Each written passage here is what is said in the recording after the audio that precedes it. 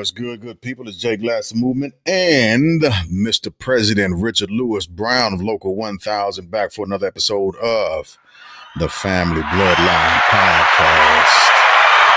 Yeah. Welcome back. We are going to continue our discussion this evening in a few minutes about the budget bill that we started last week, and we'll pull up a couple of different things. And of course, as always, I will post a link in the chat for anyone who wants to come up and discuss. I thought I was hearing my kids for a second. They could be. I think they got me on upstairs in the living room, so that's probably what I'm hearing. So anyway, what's going on, man? How's your week been so far? Well, I'm still, I don't talk about my personal life, but tonight I will. It's going to take me a minute to get over my last blood uncle, my mother's last remaining brother has passed away. Retired Navy, Charlie Lewis Brown. Lewis Brown, huh? Same middle name? Charlie Lewis, yes. Charlie Lewis Brown. Okay. And so I'm only left with two remaining blood aunties and a few other aunties who married some of my uncles.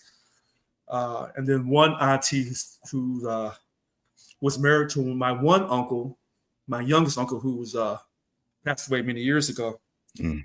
So this particular uncle, retired Navy, E8, 20 years, Vietnam, another 20 years. Man. Federal government, he worked his tail off. He's a success story, Charlie Lewis Brown. Now he's buried in the National Miramar Cemetery in San Diego, along with his wife who preceded him in death. He had one child, and one stepson passed away. The other stepson still alive, Terry. So it's going to take me a while. I have to still keep going to court. I tried to get my court dates extended. Yeah. That was denied. That's so I don't want anyone to think, oh, he's just doing these podcasts. There's nothing wrong. No, there's real life happening. Yeah, because the reason why I was trying to extend my court dates for anybody who's watching me and watching my court cases, I'm not lying in my legal documents when I asked for some time for bereavement up through October. Right. I'm not lying. So anybody who's watching me, who's watching my court cases, I don't want you to say that Richard's lying, he's not being truthful. No, that's not the case at all. At all. And my uncle this was the uncle that swore me in. Oh, wow. Yeah. So maybe I should have put that in my legal paperwork, but I didn't want to go into all my personal life. But once you file legal documents, it becomes a matter of public record. So I want to make sure I'm on record for being consistent in what I say day in and day out. All right. That's it. That's all I have to say. Okay. I got you. I've been having a great week, quite honestly. I was in these TikTok streets talking to people and some older fools. Okay. Oh man, people really like get validation from being on TikTok and interacting. Like likes are a real thing for them in real life, and you see it's hilarious to me because people really are passionate. I guess I'll say about who they are online. Not more than likely they're a different person in real life, and right. But behind a computer, everybody's Mike Tyson. But yes. Yes. So those people like real life getting punched in the face, they change their tone real quick. But I think it's hilarious. That's something that I'm gonna start studying and looking at while I'm online, and that's people who are in online groups and cliques. And the reason why is the whole safety and strength in numbers thing. Actually, I think it multiplies online when people are wrong, but they need validation to feel like they're right. And because they have people egging them on or coming out of the woodwork, or they can tag a bunch of people, they feel more emboldened to be performative, as it were, with their statements. So I'm gonna study that a little bit more. I was in the TikTok streets, like I was saying again, having fun with some people, old fool, younger fools, people who think that it can't get to the point in this administration Mhm. where ICE could begin to target Black, brown skinned people that are citizens. Now, it's funny that you brought this up Uh-huh. because I know that we're supposed to talk about the rest of the bill, but the bill and this they kind of go hand in foot. I was speaking to people. We don't know when we get our information off the internet. We don't know what site's giving us 100% accurate information. And sometimes each site gives you a percentage, and you have to go to all these different websites and bring it together. And even if you go to the government website, you say, well, President Trump's in charge of the government, so that website's going to be influenced by his leadership. Okay. That's true too. Sure. So we're at a point where you have to do so much reading from the past, and then you have to go to so many sources. So I'm retired, so I do court briefs, and then I can watch all this stuff. But if you're working full time, if you're a Democrat or a Republican, then you're only going to go with what your party is telling you. Yeah. The thing about it, not to be long-winded, the Democrats are not completely wrong, and the Republicans are not completely right, depending on the issue. Yes. And so I spoke to some Latinos or Americans of Mexican descent or Mexican Americans or Chicanos or Hispanics. Whoever I talk to, they have to tell me who they are, part of the brown community, about their mother and father and their grandmother and grandfather. Man, I thought Black was rough. He said, I know I'm a descendant of the enslaved African, but when I talk to brown people, you have to find out how they identify themselves. Yes. Yes, you do. Yes, you do. Yeah, and so they're not completely wrong, but they're not completely right. And I try to talk to them and say, hey, look, this same gringo that you say is doing all this crazy stuff and acting racist, when you come across the border illegally, he's exploiting you for low wages, and then you pay taxes, you can't collect at 65. So the person that exploited you years ago is doing it to you all over again. Now, this is straight fact. This is no BS. This ain't political. If you come across the border and you have somebody's social and it's not yours, you're not going to be able to collect on all those taxes you paid in when you turn 65 or 67 or 70, however you want to play it. Yeah. You're being exploited by that same gringo. Yep. And then he played you. Remember when he got in office in January? He said, I want all the people here illegally. I want you to self-deport. And so, people who are here illegally, like, we ain't going anywhere. That's what he wanted you to say. Now he says, I'm gonna come get you. Well, you supposed to start with the criminals first. I ain't no criminal. Well, you forgot how to. Go ahead. So let me tell you how I've kind of digested the rationale behind that, right? If you're on here and you're undocumented already, you're undocumented. Although it's a misdemeanor, it's equivalent to having a misdemeanor by crossing the border the first time. The first time, yeah, not getting deported and then coming back, because now we're in felony territory, right? Perfect. That's absolutely perfect. Yep. Oscar, what's going on, brother? What's going on? Yes. So I'm glad you stated that way we can get that out the way and make sure that that's a thing that we know and we understand, right? Misdemeanor the first time. Misdemeanor the first time. Come back the second time. Scam likely. I don't know why that just happened. Come back the second time, and now we're looking into felonious territory. But just simply talking about the first time, because it's still a crime. A misdemeanor is still a type of a crime, right? So the way that it sounds like they're trying to rationalize it out to me is, well, now you're a criminal because it might be a misdemeanor, but it's still a crime. And so now we're calling you illegal, and we're going to we're going to get you out of here because now we can lump you into the vague statement of being a criminal. Great catch. Catch. That's a great catch. Okay. And so when the more I listen to the administration talk, the more I see how they're riding that line. And the bad part about it is they're not wrong about that. Now, when they come if they come back a second time, which makes them a felon, Yes. do they still get their due process? Because it's a different time, right? You can't double jeopardy, right? So it has to be a different. You have to be punished under a different type of. It can be a similar statement, but they're not the same time, if that makes sense. So if for the misdemeanor the first time, they would get due process. They'll get due process. They should get due process. I'm not saying that they will get due process. They should get due process. Give me a second. Let me post a link in the chat. In the event anybody else wants to hop up and start talking about this also before we hop into the bill. But they should get due process. We understand how that thing is going also, right? And they'd still get due process the second time also. And so, yes, Oscar, you are, that's what we were describing. Criminal versus civil. Those are the two differences that we were describing. One being somewhat like a misdemeanor that, hey, Wanda, the second one being an actual felony, a felonious act. All right. So those are the differences. Those are the differences. And because you say this is in an immigration court, when we say criminal or civil, those two terms are so clear cut in all the other situations in America.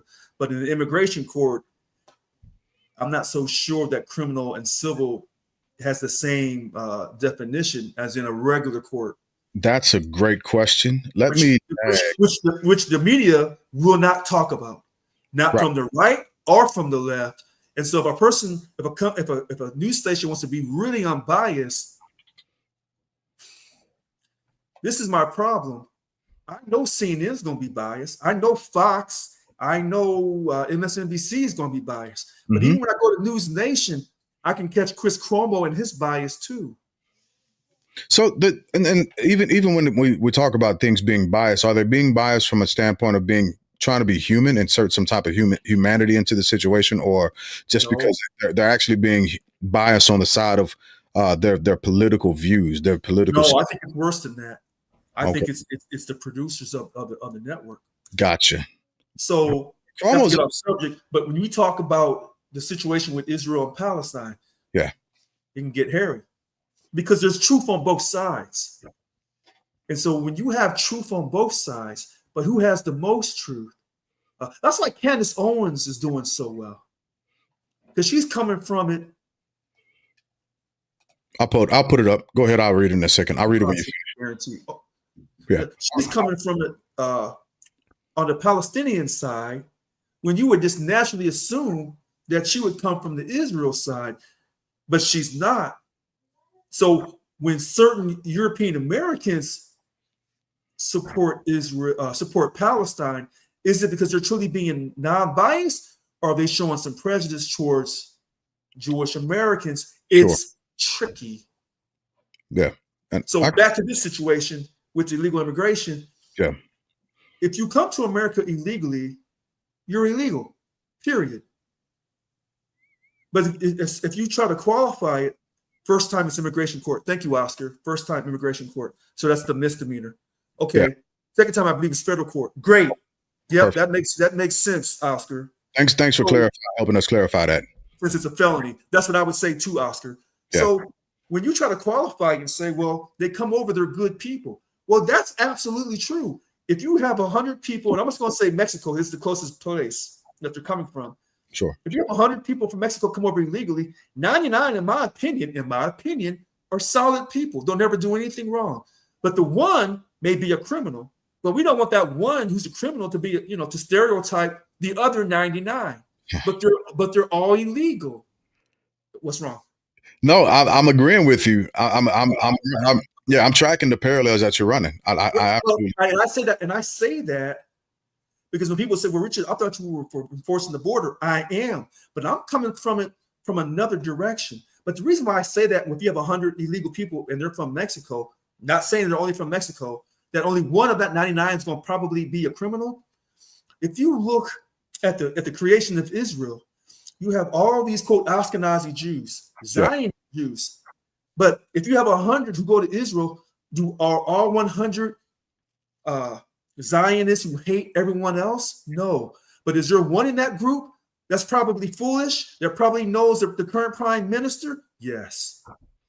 So is he any better than Iran when they say we're going to wipe all the Jews off the kind of the face of the earth? He's their equal. So that's the problem. And that's why I said when you become independent, you don't belong to neither party. And it's easy for us because we black men, so we know about stereotype. Yeah. We can spot that a mile away.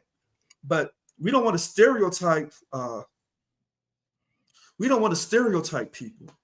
Yeah. But the bottom line is, if you come to the country illegally, this current president, and I can't say he's doing it just because of the goodness of his heart to protect the U.S. border, could he be a little prejudiced? Yeah. Does that make him a complete racist? Not quite. And I can agree with you on that point. And not because Oscar said it once before when he was here, and I think I've said it as well. An opportunist is a better description for what we're dealing with right now. Minus Stephen Miller, he's just a piece of shit day in, day out, right? But I won't. Yeah, I won't go into it. Go ahead. I'll go into it. But he's an opportunist, and he also understands the sway and the swing of hatred and racism in America.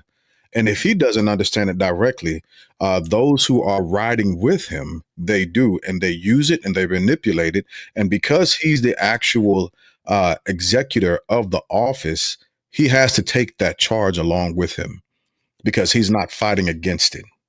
Who, Donald Trump? Yeah. Now remember, he has pardoned African Americans. Make sure I get my words right. He's pardoned, and he's like the black woman in Tennessee who got the drug charge. He let her out. He didn't just pardon her; he let her out completely. Yeah. So if he was completely a racist who hated black people, he wouldn't pull that stunt. Now other black folks will say he's using that to get in. Okay. Well, okay. So then you have to tell me your definition of the new racist, because the old racist who was, quote, a white American ain't helping black people in any form or fashion. But that's the thing, right? Because racism doesn't mean total obliteration or destruction. Racism means that we're going to use you for certain means and measures to actually platform us, right? So I think that's it. Depends on how you define racism.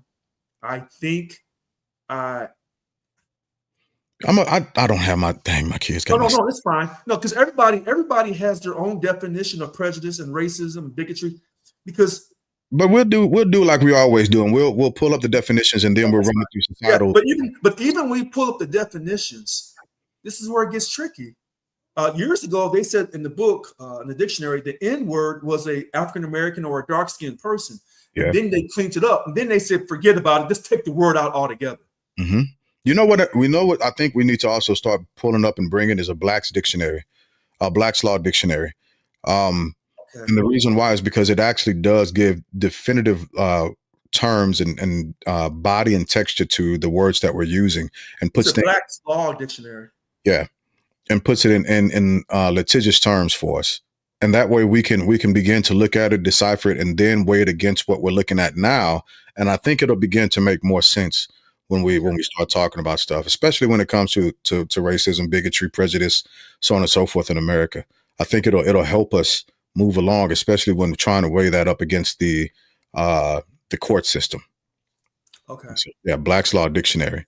Yeah, I wrote it down. Okay. All right. So I have already shared the link in the chat if you want to hop on the platform and begin to engage with us all you want to. Let me also read the disclaimer real quick. Actually, give me a second. Let me give myself some theme music while I do this. Oh, wait. Yeah. Oh, okay. No, go ahead, and then we'll come back. I want to talk about what Jeremy. Yeah. I'm gonna pull that back up.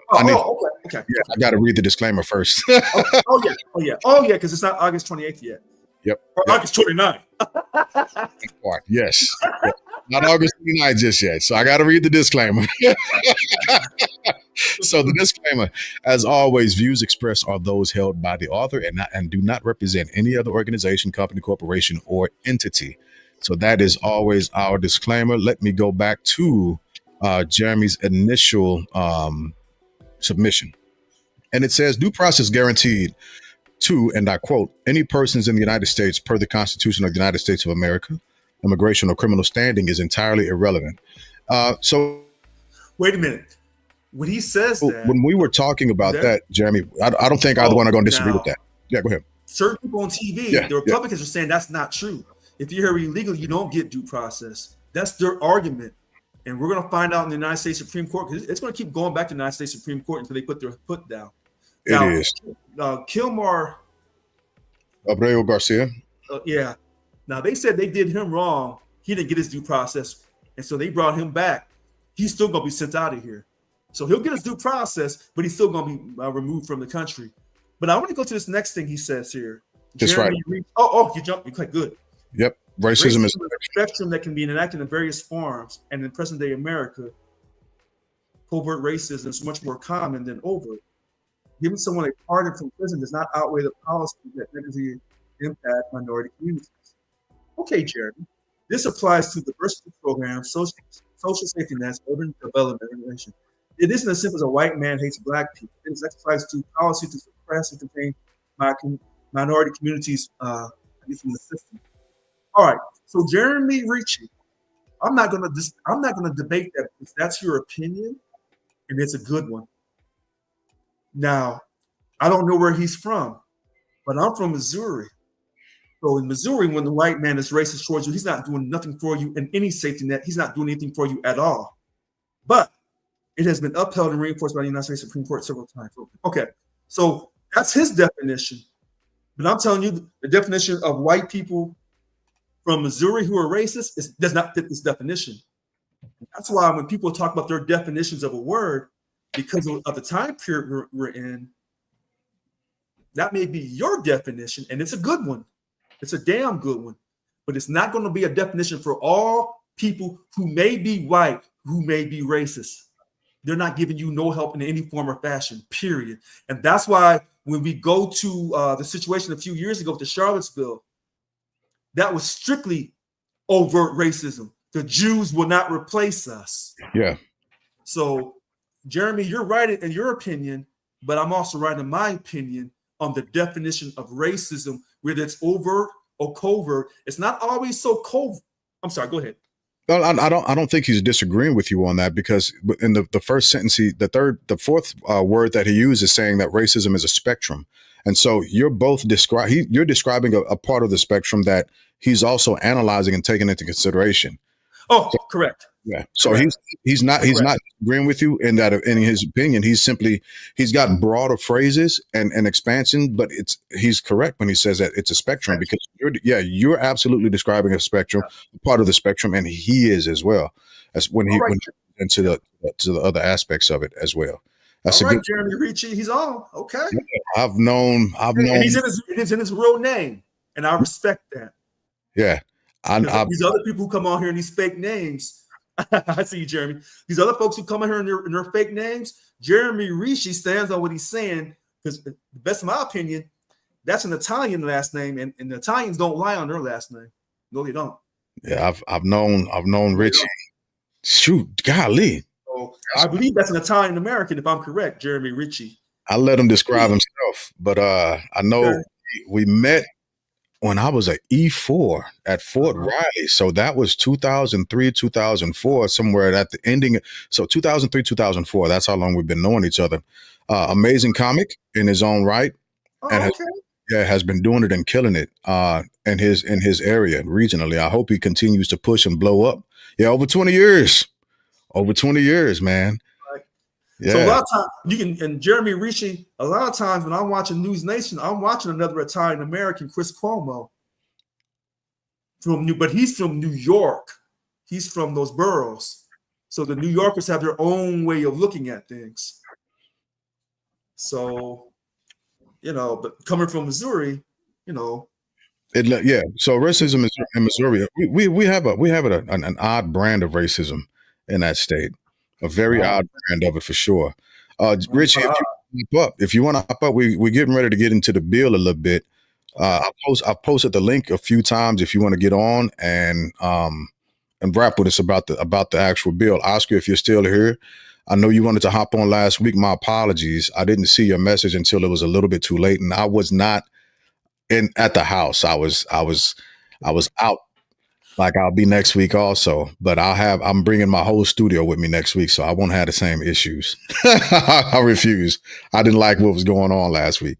So, But yeah, we're going to hop into the bill. Just as a reminder, the current, I want to call it by its correct nomenclature, the one big beautiful bill. My God. Okay. Yeah, yeah, that's the. Okay, I'll leave that to myself. August 29th will be a different day. I'm just going to start by saying that. Yeah.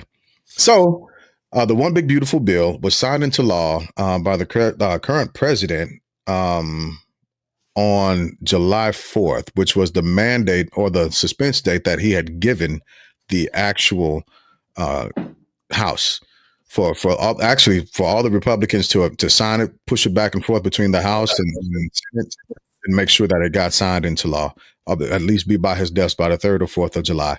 And he got his wish and his want. Give me 1 second. Let me read this. I'm out of the house. I'm out of the house at the moment, but let's jump on. Okay, definitely. Yeah. Thanks for the respect. Respect back to you, Jeremy. Absolutely. Absolutely. So it got signed into law. There has been a lot of controversy around it. From a standpoint of the always Trumpers, is what I'll begin to call them. I don't want to call them MAGA. I don't think that does them justice in their definition. I want to say always Trumpers because when you put the word always in front of Trumpers, it gives the breadth and the gravity of what they are. They're sycophants who go ahead. Remember, when we say word always, that leads to a stereotype. So yeah. Well, hold on. When you say always Trumpers or MAGA, there's a current situation where the always Trumpers are pissed off, and Donald Trump is trying to get them underneath control, and he can't because he got himself into a situation with that Epstein file. So, but have they gone back and said, okay, we can no longer support this? Here's what I know. Mm-hmm. There was a couple issues when he was running, in my opinion. When he says he's going to lower the taxes for everybody, I knew he was going to do that because that's about money to take care of the rich people and then some of the middle class and maybe some of the working poor, maybe. But he has to take care of the taxes. Okay. I got my man right here. Always, right. He's an always. All right, but there's a few issues that Donald Trump's going to have a problem with. One is about the illegal immigration because some of those Republicans who are making money off illegal immigration want those people to keep being exploited. But the other problem, one of his other problems, is this Jeffrey Epstein. He says, "I'm going to show you everything," and this is where you'll find out there are the powers to be. All that conspiracy talk, there's some relevance to that conspiracy talk. He wanted to tell you about the UFOs. He got up in office, all those flying objects over New Jersey, didn't tell you anything. Okay. So there was an extra summit. There was a UFO summit that came out, and there was a. He said when he got up in office, that all that information they were hiding, that Biden wasn't running the country, and he was going to let all that information out. No, you did not. You didn't do that. So, okay. So, Mr. Summer, I went to Epstein files, JFK, and see, I agree with Mr. Summer on this. Summa. I'm sorry, Summa. But President Trump is dealing with a power stronger than himself. Now, did the CIA call him and say, hey, we're not letting out that UFO information? I don't know. This Epstein stuff. Now, Attorney General Pam Bondi said that she had the files on her desk, I think, in February. And then recently she said she was misquoted. Those people on the far right, hold on. Yeah. You're agreeing with the people on the far left. You got a problem, President Trump. They're not. You have these two people. So your big, beautiful bill wasn't enough to get you out of this shit with Jeffrey Epstein. They both want that information out. They're not on. They don't. The Republicans, the Senate Republicans, already voted not to allow the information to be released. Great. That's in the House and that's in the U.S. government. I'm saying the MAGA Republicans, those podcasters, Tucker Carlson. Oh gosh, the other crazy lady. I know who you're talking about Fox News. She's Fox News. Laura something. Laura Ingraham, the Ingraham Report. Laura Ingraham. No, there's another one too. A Laura Loomer, I believe. There's another one. Oh, yeah. Okay, but let's just give them their respect. They talked all of that talk because President Trump said, when I'm back in office, all that Epstein stuff, the list is going to come out. We're going to clear all this up. So he stuck his chest out. Well, those far-right Republicans weren't playing. They want to see it. And now you got far left. So I'll agree with you on that. But what I'm saying is, even that final, that's not a final, but even that continued blow isn't enough for them to say, okay, enough is enough. You're actually a part of the deep state that we wanted you to fight against. It's not. But this is where I said he got caught. The House and the Senate, for those who are up for re-election in 26. I already vote with a pinched nose. Oh my God. You're up for the House, and the House is up. All of their seats are up in 26. If you're a House Republican, you go against President Trump, you'll get primary. The Senate, a third of them are up for office in 26. So they're both houses are afraid that they say, hey, President Trump, we ain't backing you on this one, that they'll get primary. They're afraid. And this leads to this bill. You said, well, if the bill, some people say this bill is so bad that the Democrats will take the House back and maybe swing the Senate in 26. And from what I can see in this bill, a lot of those taxes and stuff, the taxes for you to pay less in taxes with the deductions and all that, that's going to happen immediately. But some of the other stuff about people being kicked off health care, losing their health care, I think 8 to 17 million, that's not going to happen until after the midterms. If you look closely at that bill, a lot of that stuff happens after the midterms. Sure, it does. But okay. So before we get there, because I agree with you, I agree that it happened. The time frame of it, I agree with you on the time frames. But the reason why I don't agree when it comes to them being the Republicans being able to save their grip on both the House and the Senate is because it's already done damage. The information that's been pushed out has already done damage. And again, the reason why I say this is because we've seen the response before this even happened. I can't remember what month it was when you had primarily older white men and women out protesting against it. So I think the damage has been done and the hole is being dug. I think the Epstein thing, like Suma, that's one of his sticking points. I know he's MAGA and he'll tell you. But the actual Epstein part, it's a sticking point, but it's not enough to say, hey, this isn't my guy anymore.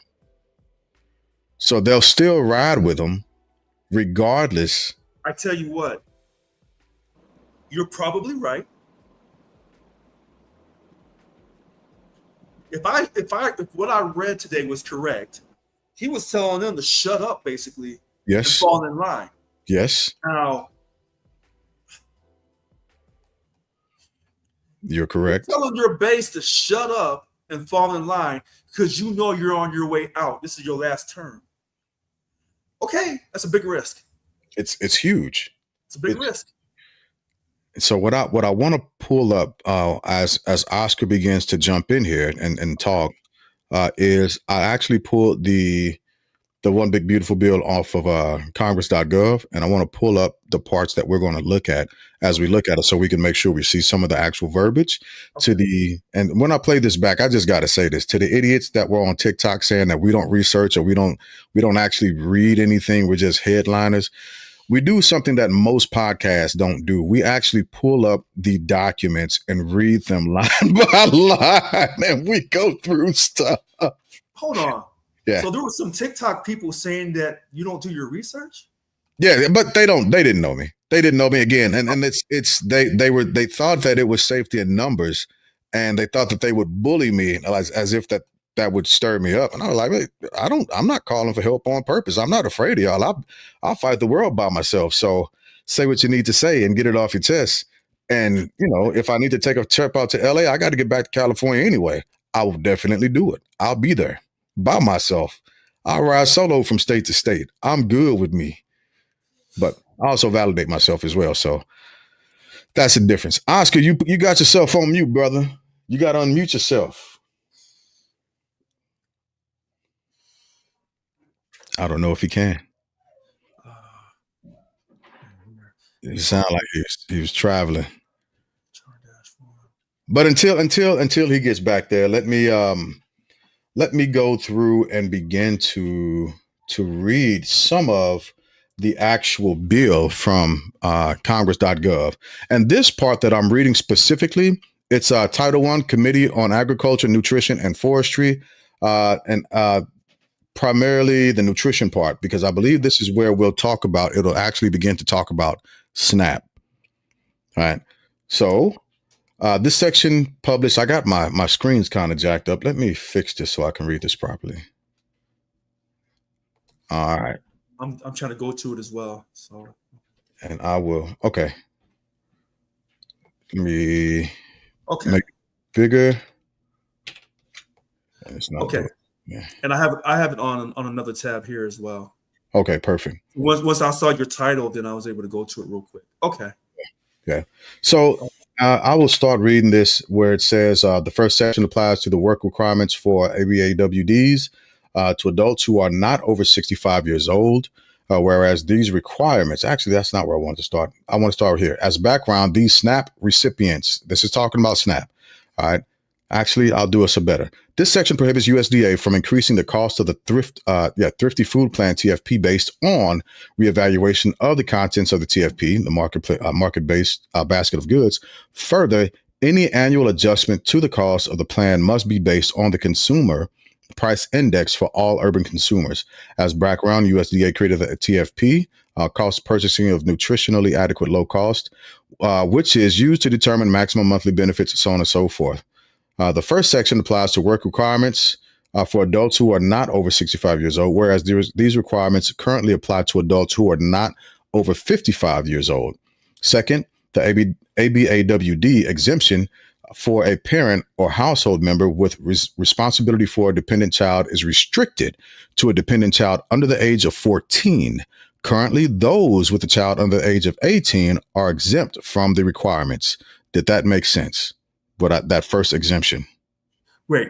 So you said second, the ABAWD exemption for a parent or household member with a responsibility for a dependent child is restricted to a dependent under 14. Yes. So what you're saying is, as long as your child is under 14, but the child is 14 or more, you're not going to get that exemption. Exactly.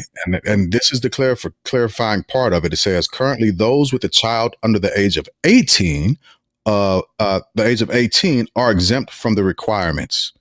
And then this section includes an exemption for individuals who are Indians, our Native Americans, urban Indians, California Indians, but no Black folks. But they say that, okay. Yeah. As a continuation, I'll continue this real quick. Okay. This section modifies the ABAWD waiver program's allowable state exemption under current law. The waiver program allows state exemptions based on an area having an unemployment rate of over 10% of an insufficient number of jobs. The section allows Alaska and Hawaii, which, remember, that was something that was added later, right? That was something that was added later. Because Murkowski, I think, in Alaska. Go ahead. Yes, to qualify for the state exemption with an unemployment rate that is at or above 1.5 times the national unemployment rate. Further, the section repeals the provision that allows a state exemption if that area does not have a sufficient number of jobs. So what I will say about this real quick, do I disagree with it in its entirety? No, I don't. And I know that might sound weird. I do not disagree with it in its entirety. And the reason why I don't disagree with it in its entirety, yes, you are able to talk on here. I will post a link again. I'll post a link again, Suma. The reason why I don't disagree with it in its entirety is because there is actual fraud that has happened with SNAP benefits. An example of that is something that I'll be talking about tomorrow night, where there were 3 people arrested in Little Rock, Arkansas. Of course, they were Black. Of course. Of course they were. One had 3 counts for a grand total of 18,000 that was ripped off from EBT. Another one had, I want to say, 30K, over 30,000, and another one had over 20,000. Right. And hold on, wait. Let's go back to what Mr. Rishi said. Use your prime example. Of course, there'd be overweight black women. Of course. Yeah. Okay, go ahead. And so in certain stances, certain instances, I don't agree that we simply take a direct cut, a grandiose cut to the program in the fashion that it's doing, as we continue to read it, because what it does, it begins to restrict states, and it reduces the maneuverability of states to actually push their programs, and it hinders those who are doing the right thing. It's very similar to gun laws. Gun laws hurt people who are doing the right thing and not criminals, right? So the way I understand the intent, I don't agree with the way that it's written. That's the problem that I have. The reductions that it has, the people that it's taking off, as we just read, those at 14 and under would be eligible. So you are missing a huge gap of people, not to mention the work requirements that go along with it at this point. Wait, but that SNAP thing does not go into effect to when? I'll have to look up the date of effect. Hold on. I'm going to look at this other one real quick. So I'll let you keep going, and I'll look for the date of the SNAP. Oh, gosh. Okay. And so I'll continue this section. So section 10108 limits SNAP benefits to individuals who reside in the United States, U.S. citizens, nationals, aliens lawfully admitted for permanent residence as an immigrant, with exceptions, aliens who have been granted the status of Cuban or Haitian entrant, or individuals who are lawfully residing in the United States in accordance with the compacts of free association between the United States and Micronesia, the Marshall Islands, and Palau. Currently, SNAP eligibility extends to additional individuals who are classified as alien under federal law, including an alien who is qualified for conditional entry under the asylum and refugee laws. And I read that part on purpose. Let me highlight that for you so you can see it. It was this part that I just read. And by the way, I think I may be wrong, but I think it takes effect on October 25th, 2025. For the SNAP? Yes, actually, you are okay. So. For FY 2028, a state may elect either the FY 25 or 2026 payment error rate to calculate. So yes, it's going to be. I'll double check that. Oscar. So it says for fiscal year 2028, a state may elect the fiscal year 2025 or 26 payment error rate to calculate a state matching fund. Yeah, I think that's in relation to the SNAP. It is. So this section establishes state matching. Okay, so for the section establishes state matching fund requirements for the SNAP program allotment for fiscal year 2028. So the states have to match funding requirements for the cover the cost of SNAP. That's in fiscal year 2028. So for everyone who's watching, who says we don't do the research, for the federal government, I believe, I'm pretty sure October 1st, fiscal year for the government starts on October 1st, 2028, and it ends September 30th, 2029. That's the fiscal year for the government from October through the end of September. Is that pretty correct? Here, I'll look it up to verify. Hold on. Sounds about correct. I think it's October 1st. Yeah, that's correct. Yeah. Government fiscal year. While you're looking that up, I have another article, and this article is usafacts.org, and the article is titled "What's in the One Big Beautiful Bill." Oh, and, wait. Go ahead. I'm sorry. If you trust AI, it says the U.S. government's fiscal year 2028 will run from October 1st, 2027 to September 30th, 2028. Again, that's one of the tricky maneuvers. Fiscal years are named for the calendar year in which they end. Wait a minute. So fiscal year 2028 would be from the period of October 2027 through 27 through September 30th, 2028. Okay. So okay. Yeah, governmental fiscal year starts October 1 of the prior year. So our fiscal year started October for FY25. It didn't start until October of 24. Okay. Yeah. Okay. Sounds good. And then we run through September 30th, and then that next October starts the new fiscal year. So right now, what we're at 2025. October 1 of 2025 will start the actual budget for the Army for FY25. It goes a year back. I got to look up the MTO. No, yeah. So it started October 1st, 2024 for fiscal year 25. Yes, yeah. It starts the year prior Okay. in October. The September 30th is the last day of the actual fiscal year. So not to jump, but a lot of these taxes, they end fiscal year 28. So they'll be ending September 30th of 2028, right before the election of 28. Right before. Mm-hmm. Yes.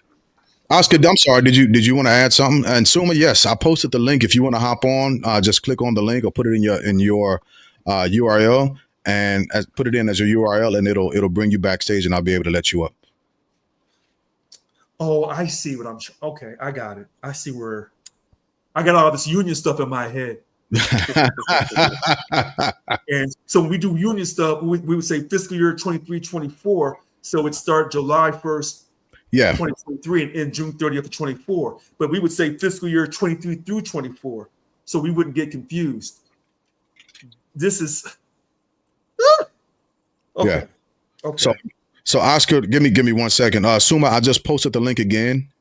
You can put it in any web browser, and it'll bring you backstage for me.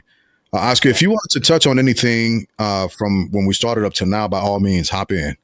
No, I was just following along with the dates with you guys. Okay. Yeah, so I think the work requirement age increase from what it was to age 60. I believe it starts October 1st, 2025. The SNAP nutrition education repeal is late 2025. I think the immigration citizenship rules that play a part in effect into it are October 1st, 2025, fiscal year 2026. And state reporting and admin changes, I believe it's beginning FY 2026 to be phased in. I believe so. That's just me trying to remember what I heard on a link to YouTube. You know what I see? When you're trying to cut corners, It was good. Somebody is in an Excel sheet and they're running these numbers and they're telling President Trump, do it like this so that we can still cover this, so the overall cost won't be so bad. If you just make it straight down the line, as of this fiscal period, if you don't hit these restrictions, It's going to hurt. These exceptions, it's going to hurt, and just be straight down the line. But they don't want to do it like that. So then they say, well, no one's going to read through all this stuff, so that when they get ready to put the screws to you, they'll say, oh, it was in the bill. And instead of making that bill very simplified. Yeah. And this is the bureaucratic bullshit that we got to go through as American citizens.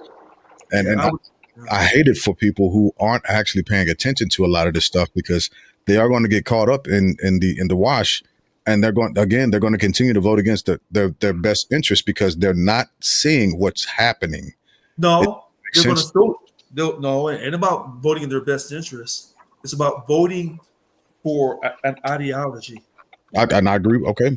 So it's not about. They're not looking at all this in detail because nobody has time when they're raising their kids and working 40 to 60 hours a week. Nobody's going to read all this. It's about an ideology.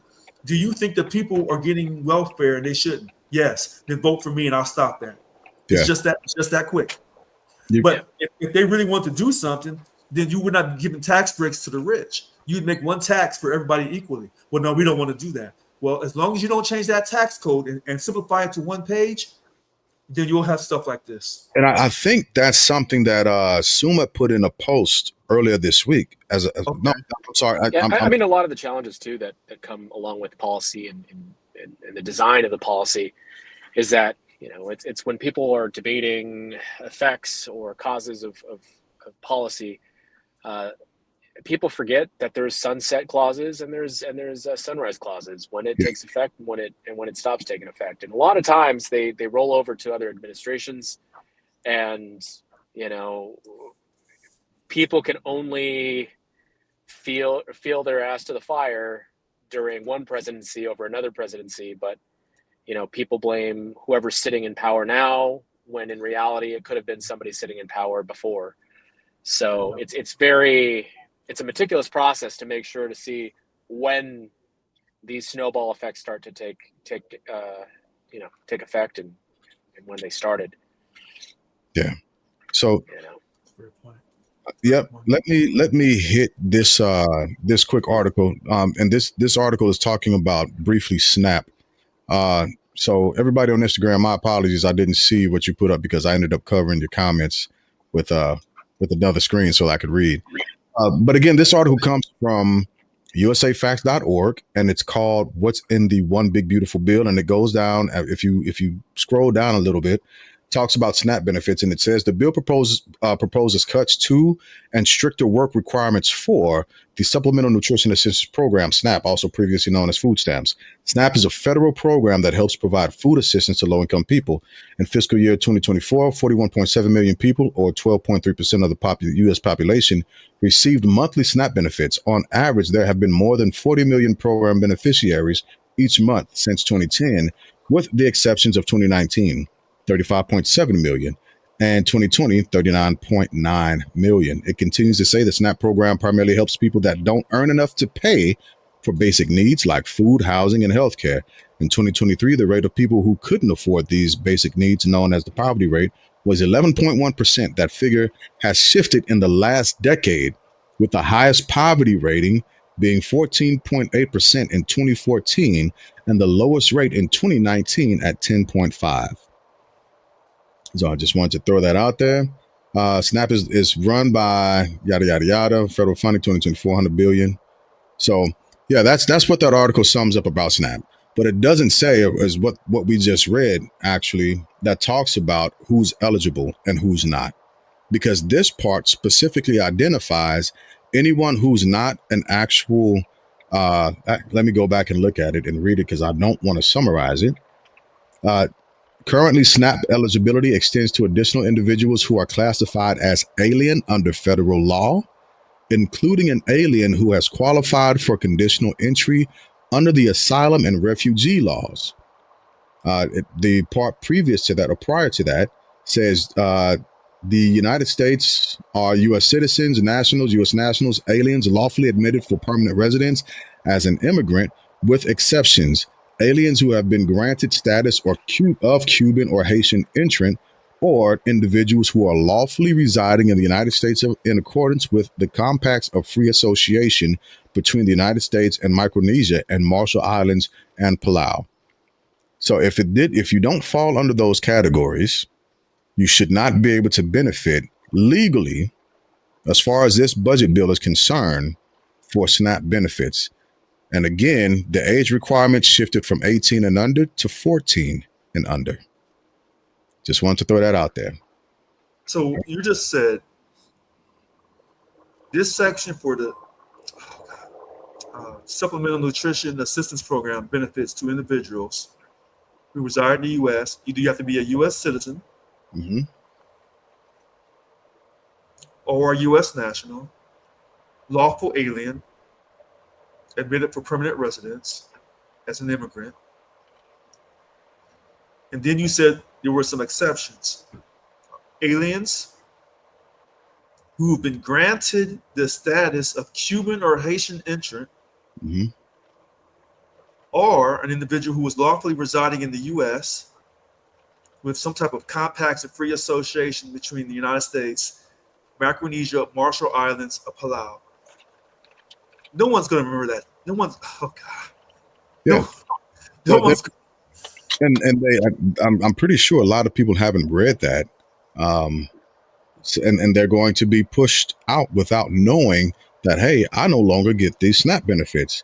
Currently, SNAP eligibility, because this is the sentence that says who actually gets it, who can get it now.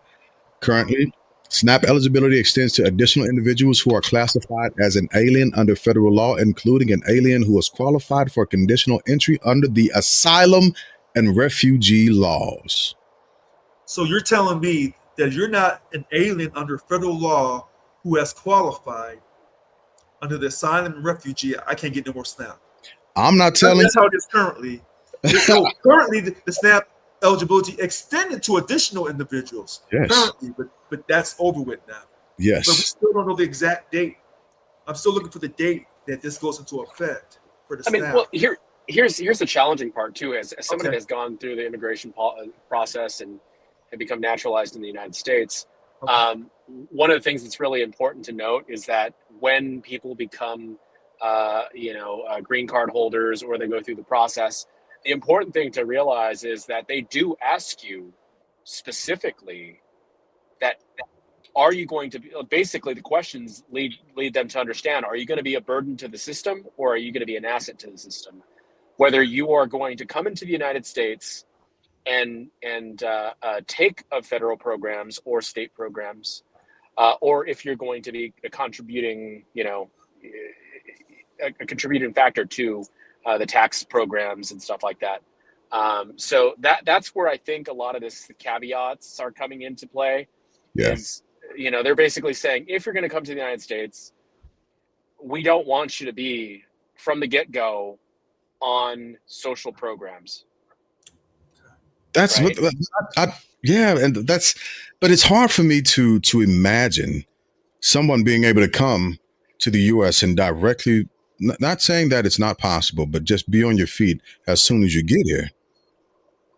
Yeah, no, that's 100% true. Yeah. And so especially this is when you don't know the language and you don't know things. I mean, most of the jobs that you get are low income jobs. Absolutely. And so this is limiting and removing anything further until a status is actually established for what we read qualified. And now again, I agree with some of the things that are being done in this, which is defining who can get it, so on and so forth. I don't agree with the method in which it's being done, which is just taking a knife and cutting millions of people open. That's the part I don't agree with. My man, it's been so long since I seen this fella right here. What? Look at that handsome face. We got you on. Can you hear me? Yep, we can hear you too, man. Man, that was frustrating. Oh, you were trying to get in? I have no clue what I do, and I've been clicking stuff for a half hour. You look good. His lighting looks good. He looks good. And you keep talking. I'm like, oh, I want to respond. Yeah. So weigh in, Suma. Weigh in. I don't even know where we're at. Okay, so right now we were just finishing up talking about who qualifies and who does not qualify for SNAP, the effects of the actual budget bill. We were talking about a date. I'll let them state it, but we were talking the parameters have shifted from what it used to be to where it is now. And what I was saying is there are things that I agree with, things that I don't agree with. One of the things that I don't agree with is the method in which we have gone through, or they have gone through, and cut millions of people in America from SNAP. All right. The thing that I do agree with is putting definitions and terms in place so that we do remove people who are actually abusing the situation.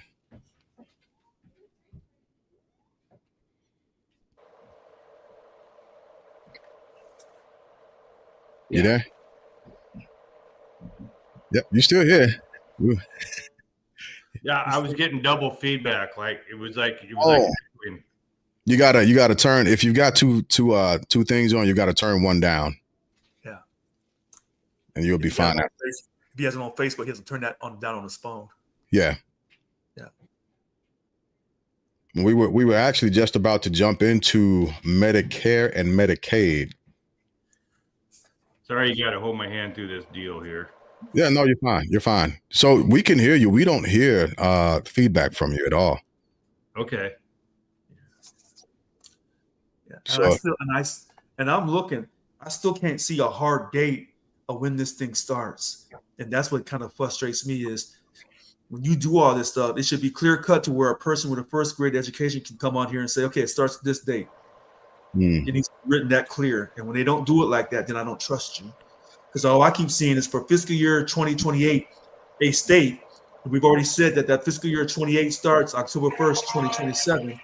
A state may elect I think for either fiscal year 2025, well, they can because that year's already started already, or fiscal year 2026, a payment error yeah, rate. the immigration rules and citizenship rules take effect on October 1st, 2025.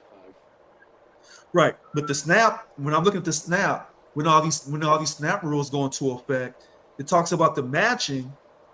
But I'm looking on here. I want to see the start date for the SNAP. Yeah, the SNAP application repeal is loosey goosey. They didn't really give a specific date, and Okay. the state reporting and admin changes. It's also Okay. loosey goosey. It just says roughly beginning fiscal year Yeah. 2026 or 2028. So fiscal year 2026 starts October 1st, 2025.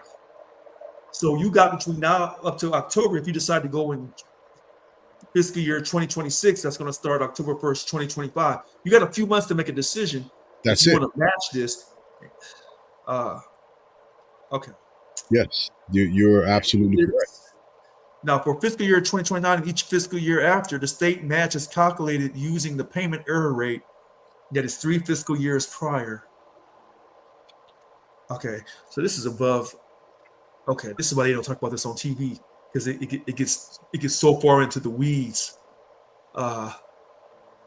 Someone from the government who wrote this would have to say, okay, this is what it means, and then someone else would have to say, okay, I agree with you on what you say it means, or I disagree. I think you're wrong. I'm taking you to court. Yeah. So I'm looking also, and I can't see anything definitive. Wait a minute. The section established state matching fund requirements for the cost. I think you said this one already, Oscar. Cost of SNAP programs allotments beginning FY 2028. Yeah. That's for state contributions. Yeah, that one you said already. Yeah.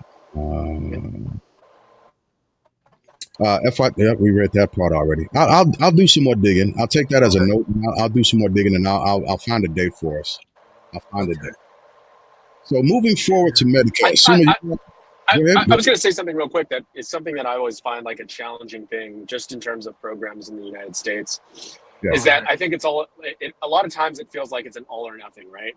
So if we're looking at what is the minimum income level somebody should make to be on a SNAP program, and with the 80-hour work requirement per month, right?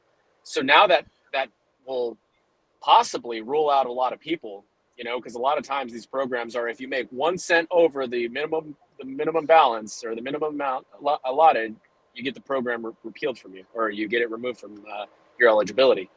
So that's one of my fears with a lot of these programs. I feel like they should always have done them in phases. Like, if you make slightly more, you get X percentage help. If you make less, then you get a higher amount, so doing it in phases, depending on the person's income and how much extra help they need. But I feel like a lot of programs have been written in such a way that if you make 1 cent over that amount and you're completely out of the program, and then you're in the similar situation where you're struggling to make ends meet, struggling to put food on the table, and struggling to have a basic lifestyle that allows the bare necessities, Yeah. Same thing with health. I feel like if you make just slightly over a certain thing, you get, there's all these cutoffs. And I wish there was just a ramp up, more if you make less if you make more type of thing. So, because I was looking to see if how it affects somebody in California or the Bay Area, right? With minimum wages being differing across the country, how it affects somebody in California at an 80-hour work week. Does it cut the person off the SNAP program because they make $5 or $6 over the qualifying amount? Yeah.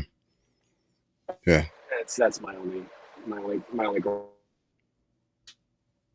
Gotcha. Dwight, did you have anything?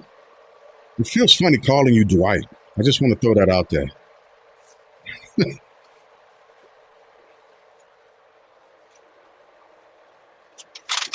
You with us? Now we can't hear you. I don't know what you're doing. You turned down the wrong thing. If you got Bluetooth earphones, it works a lot better. And so what you might have to do is go to settings and then go to your audio and then pick the audio that pick your phone or whatever device you're on.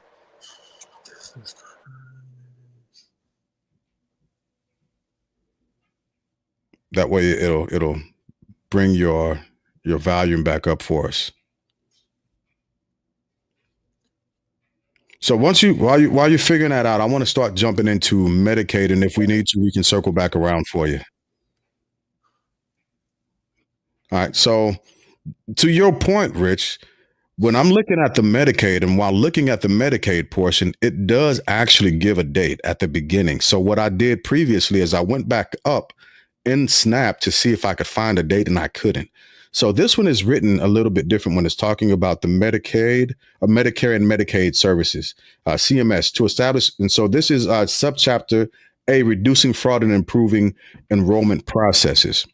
I'm right with you. I'm looking at it. Okay. Yeah. All right. So I'm going to jump down to the second paragraph, and I'm going to start with the date, because it says beginning no later than 2027, states must regularly obtain the addresses of Medicaid and CHP, the CHIPS, which stands for Children's Health Insurance Program, enrollees from specified authorized sources. Hold on. Yep. So when you say beginning no later, notice how they don't say fiscal year. So they say beginning no later than 2027. When in 2027? That's the first thing I'd say. January? Is it June? Is it December? When in 2027? I'm going to, and that's the bad part. And so what I'm going to say right now is just opinion, totally opinion, and not fact. And it's not fact because I haven't read it anywhere. But when I see beginning no later than 2027, my guess is calendar year 2027. So okay. January 1. That's my guess. Okay, sounds good. All right, but we don't know when in the calendar year. Because then it tells you. Oh, go ahead. No, you're right. You're right. We do not know when. It just says. I don't think that's a mistake, because they're quick to tell you fiscal year. But then when they don't put a fiscal year in front of the 2027, then it leaves you guessing. Yeah, because this one doesn't say fiscal year. This just says beginning no later than, and later on we read beginning no later than FY 2030. Right. You with us, Dwight? Can you hear me now? Yes, gotcha. Figured it out. All right, we got you. The original page I had open, and then this thing that I'm on here now. Gotcha. I don't know what this is. So they were both talking. So like when you were talking, the other one, so I figured out. I was like, oh, I need to close the other one off. Okay. Yeah. Gotcha. So weigh in. Where you at right now? What are you thinking right now? I think it's doing everything right. The bill? Yeah. So I don't know how I want to describe myself. If you don't know, I'm a hybrid person. I'm a Trump person, but I am not a Republican. I'm not a Democrat. I'm pretty anti-government. Yeah, but you're a Trumper some days. It's not every day sometimes. Yeah. And this, back on that Epstein thing, it's literally a deal breaker for me. Really? Hold on. Hey, Dwight. Wait, Dwight. I want to ask you a question, Dwight. See, this is what I was trying to say about that, Mr. Glass. Dwight, you're not registered as a Democrat, or you're not registered as a Republican. No, I'm independent. So, are you registered as an independent? Or are you no political preference? Independent. So you're registered with the Independent Party as being an independent. Yes. Okay, and I want people to be real clear on this. Actually, I'm not. Actually, I'm registered. I'm registered libertarian. Okay, so you're registered libertarian. That's even better. I want people to understand this. I believe Mr. Glass is a registered Democrat. Sound shocked. The Independent Party is a whole different thing. Yeah. And people always go with the Independent Party, but that doesn't mean what they think it means. Right. But if Mr. Glass is a registered Democrat, I think Oscar. No. No. You registered at? I'm a registered independent. With the independent party. No, not with the independent party. No, political affiliation. All right. So let's be clear when we're talking on this. Yeah. If you say you are no political preference, I am registered no political preference in the state of California. I used to be a Democrat. Dwight says he is a registered libertarian. Oscar, what are you? I'm independent. I don't believe in the two-party system. So you're not registered with no political party? No political party affiliation. Okay. Yeah. Now when I talk to everyone on here, I have to really, now we're going by issues. I can't just come at you. What I want to put something that like really that burns me is more I think about it. I'm actually registered as a Republican here in Kansas City or Independence, Missouri, and so I'm only given in two options to the best of my knowledge. It's either Democrat or Republican. So when I go to the voting station here, that's right here in Independence, they got two versions they give you. You're either Republican or Democrat, and your ballot is tailored to that. Dwight, I don't know what's on the Democrat ballot, because it's one or the other. And listen, I'm laughing because that's the state of Missouri. Yeah. I'm in California. You can be all kinds of different political parties or be no party preference. Yeah. Yeah. I don't know if that's just a thing here. I don't know. I'm not surprised. It's unfortunately a pigeonhole. And I feel bad because I have been out in Kansas City, or at least Summit, so many times it's ridiculous. And I haven't hit you up once. I feel horrible. Right.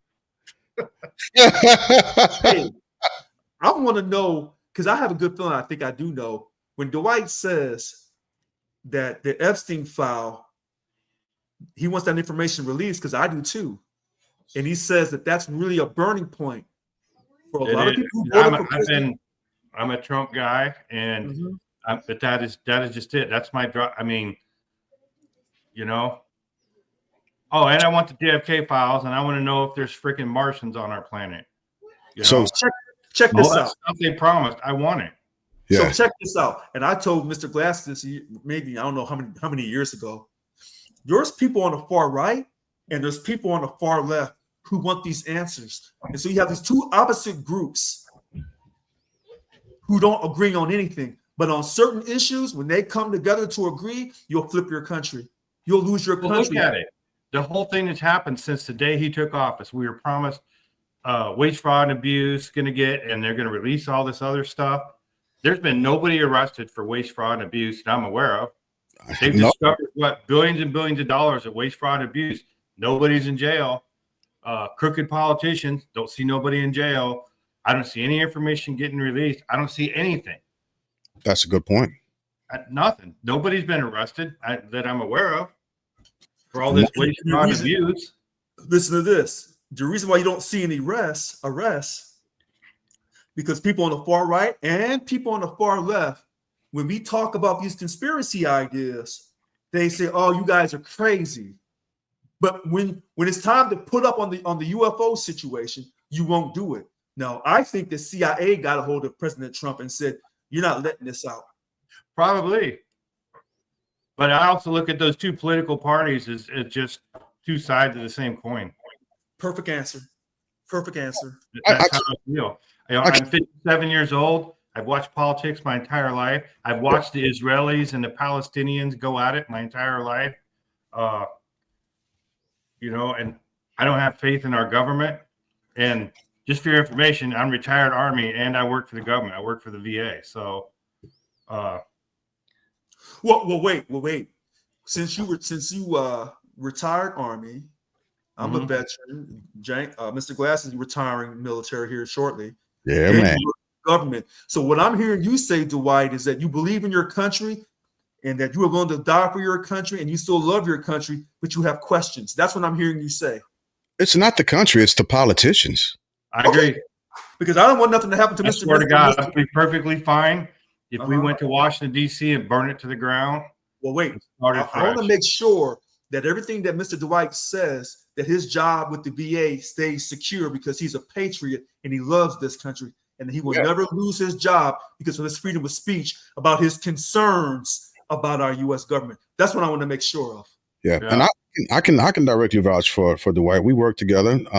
Great guy. Had a blast working with him. Always did.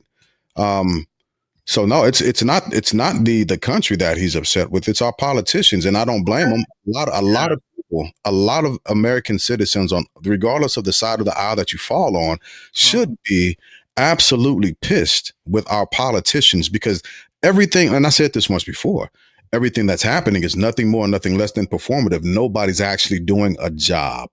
But remember, some of the Democrats who were government employees recently, who had things to say in a negative fashion about the current president, the commander in chief, they're out of a job.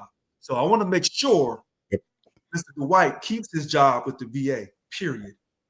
So I'm retired, so this is just a pastime for him. Okay. So I'm not gonna, I love my job. I love taking care of veterans, and that's what I do. But I'm not really worried about anything happen to me. So yeah. Well, I don't trust the internet. I don't trust social media. And if you're saying something that's so powerful that other people are believing in, I do believe, depending on who's watching you, that you'll get monitored. I believe that. I stand by what I say. They've already sent the cops to my house. I've accepted that my entire life. Yeah. Fair enough. I have. I mean, I'd love, I've been in government for 37 years. I'd love to know how many emails I've had in 37 years.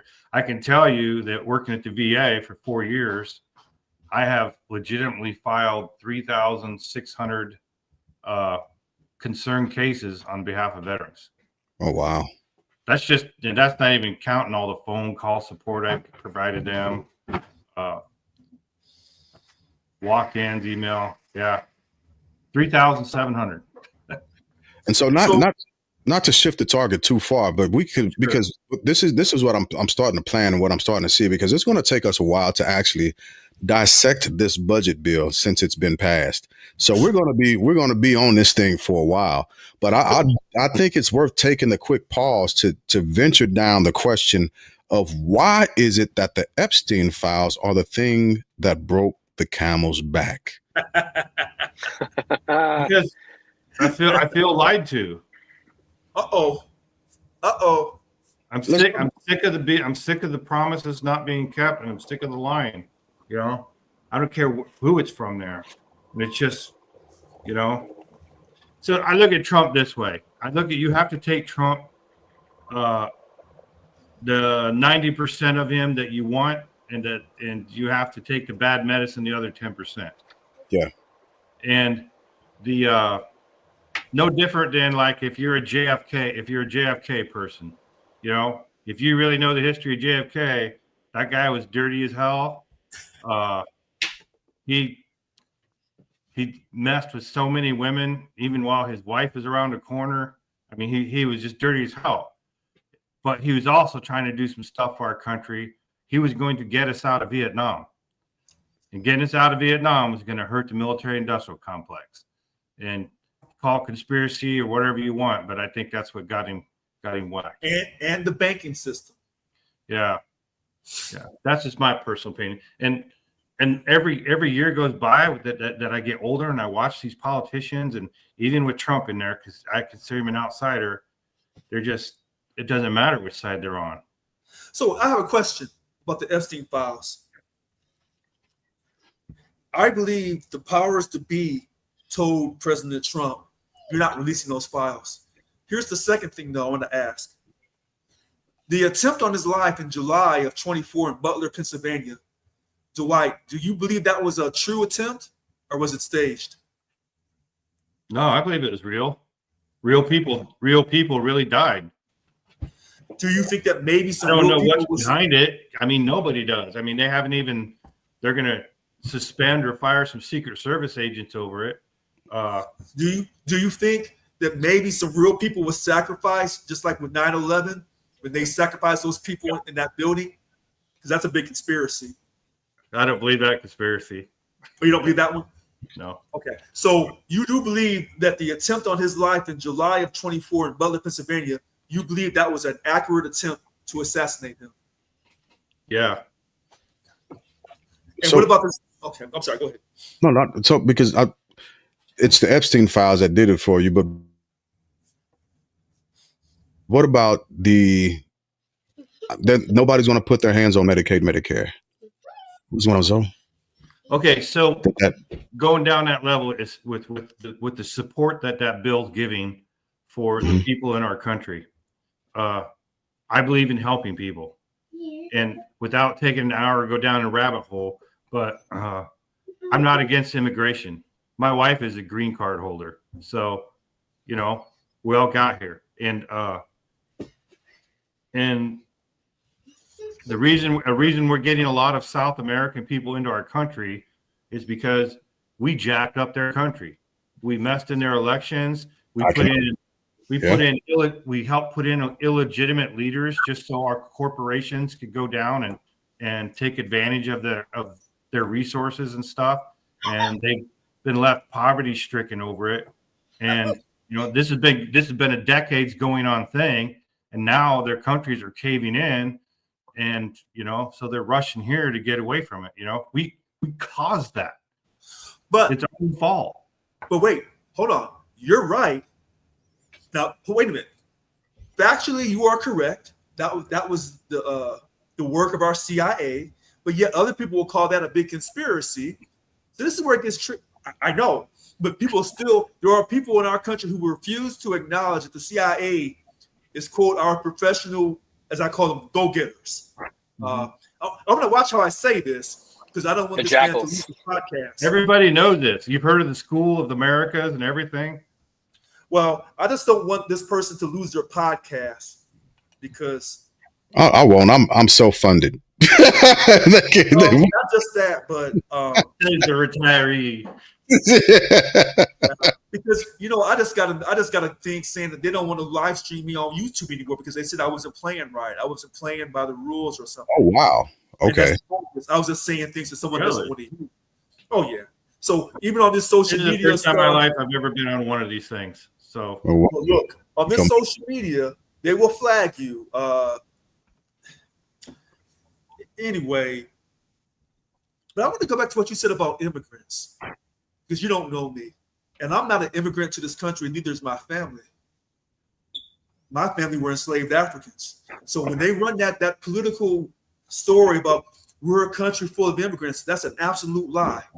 And the 13th, 14th, and 15th Amendment addresses the children of the enslaved African. So I don't have a fight with those who come to the country. I would say you have to come to the country legally. But I'm not saying that from a racist standpoint. I'm saying that if you allow people to come to America illegally, regardless of all the corruption that America has taken to other countries, then you'll have a country that has an open border. And that open border will lead to a world government one day where there is no borders. That's what I don't want. So look at it like this as an open border. We can't have it. So in my lifetime, when I was a kid, I believe we had a population of 290 million, 200 and maybe 300 million. I think we're up to like what, 360 million people. So we've added 60 million people just in the past 50 years. So you just add that up per state that we've absorbed that amount of people in our country. We can't just keep going until they're running off the edges. We have to be able to support those people. We have to have support systems. So my experience with it is I'm originally from Iowa. So I worked in slaughterhouses. I was in the slaughterhouses when they first started bringing illegal immigrants in because there wasn't no Hispanic people. It was either white, black, or Vietnamese. And they were busting illegal immigrants up there. They took over entire small towns in Nebraska and Iowa.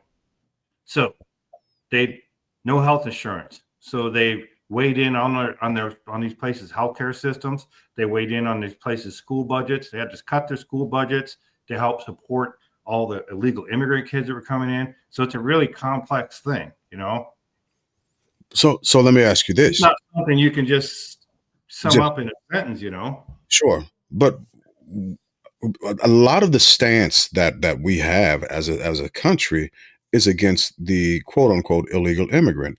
But I very rarely hear anybody, like you were just talking about the slaughterhouse. I haven't heard anyone talk about the owners of the slaughterhouses that are actually hiring these people and creating the conditions that are allowing this to happen. They should be in prison. Oh, hell, never mind. You answered that. Well, wait. Let's go back to. Have you ever been on a construction site? Yes. Bill Carpenter. I lived in Arizona. You know what goes on a construction site. Yep. If you really want to see something crazy, and you see how people divide themselves, but if you go to a construction site, I did framing construction. You have certain groups of people do certain things. You have the framers, you have the roofers, and you have the concrete guys. And the roofers are usually people that came over from Africa. The concrete guys, most of the time, are probably the Hispanics. And now they've gotten into framing too. But it used to be that was predominantly white people that did the framing. And that's how it broke down. You know? Hey, well, hold on, Dwight. And Oscar's going to laugh when I say this. I lived in Arizona. And so when I went to construction sites, wasn't no Africans, wasn't no Asians. It was all Latinos. All of them. All of them. But here, I'm basing this off of 20 years ago, okay? Oh, okay. Yeah. So when I was there in the 2000s, all those homes that were being built in the Phoenix area, that was all Latinos from across the border building those homes. I mean, they were doing it all. So are we saying that there aren't enough resources in the United States of America that everyone who comes over here looking for a job can't work? Or we can't afford to be the social safety net. We can't. But not sitting here $37 trillion in debt. We can't afford it. Hold on. But hold on. But working doesn't create a social safety net. When a person is performing a labor or a task or a job, they're not asking for the social safety net. They're actually putting their hands to work. I'm not talking about people putting their hands to work. I'm talking about the people we're talking to in that bill, the people who are, or what do you call it, grifting the system. Okay, so then we're actually talking about like the food stamps, the Medicaid fraud, all that stuff. We would actually have to predominantly be talking about red-blooded Americans, because Americans are the ones who are predominantly taking the system for a ride. It's not the immigrants or the quote-unquote undocumented or illegal immigrants. I agree. You would listen not to this. Listen to this. Hey, Dwight, listen to this. Yeah. Because some people think I'm a Republican. Some people think that I'm just crazy. Listen to this. When the U.S. government, listen, when the U.S. government sends billions upon billions to rebuild Iraq, okay, that's the latest one I can think of. No one says we don't have the money, because your money. Do you think it's going to rebuild Ukraine? We are.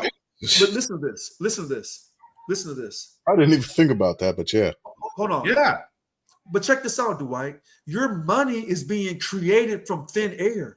It's not being created from people working. See, that's when you got off the gold standard. Yep, I know y'all don't want to hear this. Where's your Deuce? money? Yeah, Deuce should have his ass here tonight. Your money is being created from thin air. So, in other words, when they tell you we can't afford to do this and that, well, then you're telling me that my religious belief that the God I serve tells me that I can't do something. I don't believe that. We create money out of thin air. So when we tell everybody across the earth that we are the greatest people or the greatest nation and we can do it all, well then, yes, we can do it all, because we're creating the money out of thin air. But when we create that money out of thin air, everybody wants a piece of that money. Everybody across the world says, give me US dollars. Except for our country is just that way. Look at the COVID relief funds. How many people ripped that system? It's just horribly ripped it off. They had no care that the money was going to take care of people, you know, for legitimate means. And these people like frauded the hell out of it, you know?